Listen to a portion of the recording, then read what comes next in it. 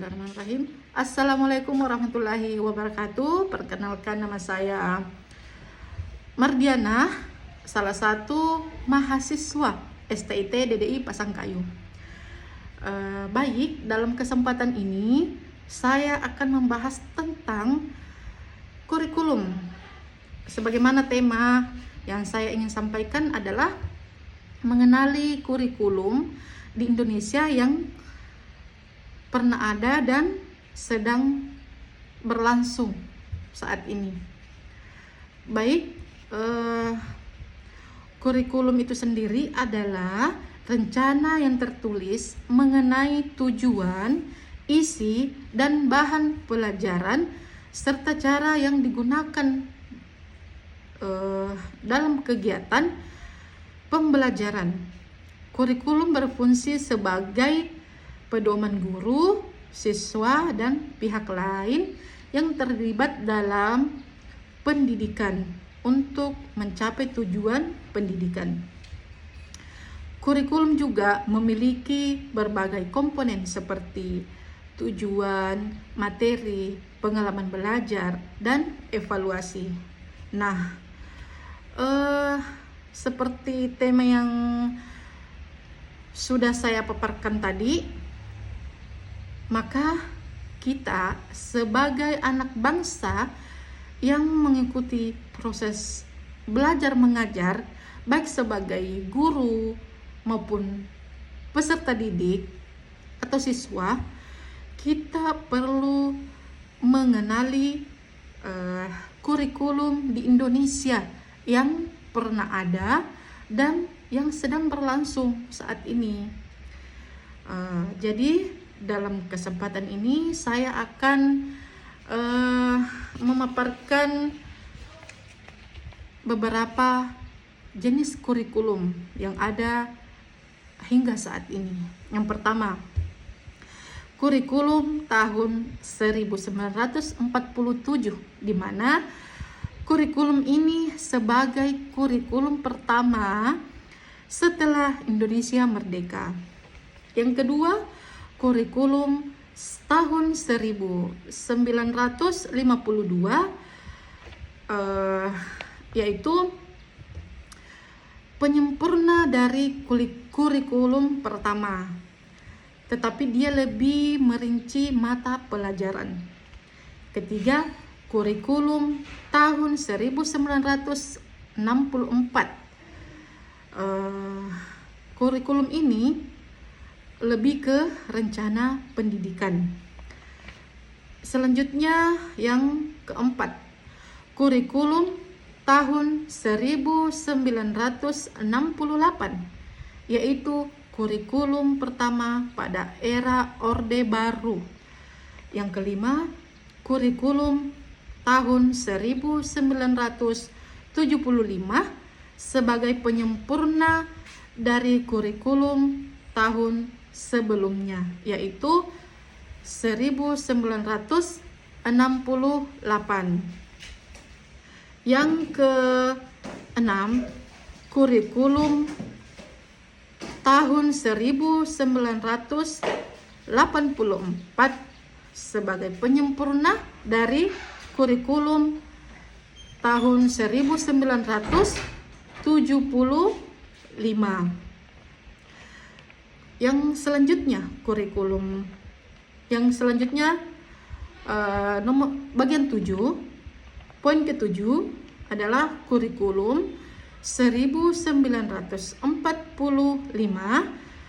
sebagai kurikulum upaya memadukan kurikulum sebelumnya.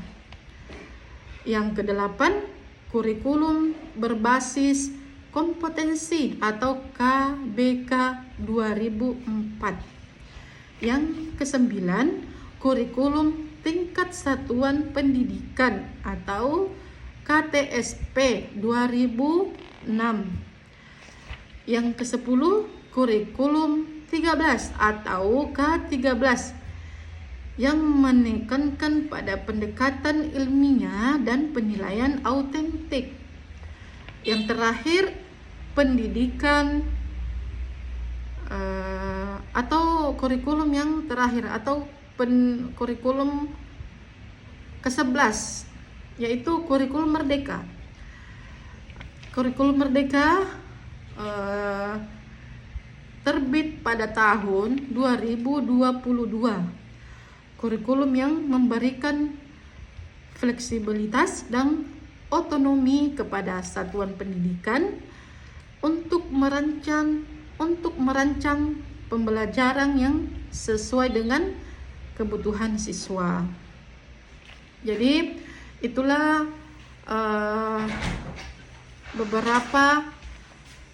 beberapa kurikulum yang pernah ada dan sedang berlangsung hingga saat ini di Indonesia.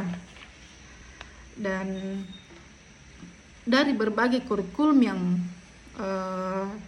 sudah saya sebutkan tadi, tentu memiliki permasalahan terhadap guru ataupun peserta didik. Salah satunya adalah tantangan implementasi yang terkait dengan sumber daya dan kesiapan guru.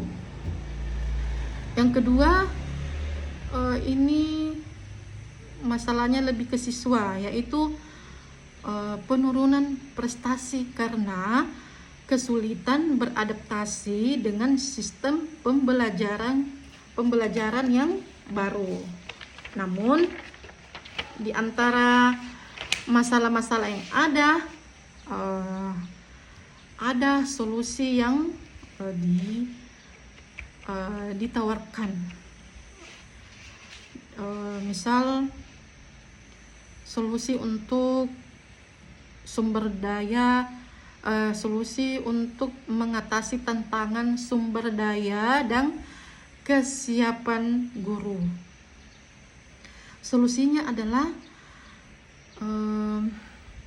mengadakan pelatihan dan pengembangan profesional bagi guru. Terus meningkatkan kualitas guru dan memanfaatkan sumber daya teknologi atau sumber daya lainnya. Itu solusi untuk permasalahan yang dihadapi guru. Yang kedua, solusi untuk mengatasi permasalahan kepada siswa, di mana siswa itu mengalami penurunan prestasi karena kesulitan beradaptasi dengan suasana baru, maka solusinya adalah memahami penyebab kesulitan itu sendiri. Yang kedua, meningkatkan motivasi belajar dan menciptakan lingkungan belajar yang kondusif, serta memanfaatkan teknologi dengan baik, serta mencari dukungan dari guru, teman belajar, ataupun dari orang tua. Maka dari itu masalah yang dihadapi siswa akan teratasi. Ya, mungkin sekian yang bisa saya paparkan mengenai kurikulum. Semoga apa yang saya sampaikan dapat dipahami, bermanfaat untuk diri pribadi dan orang lain. Sekian dari saya. Assalamualaikum warahmatullahi wabarakatuh.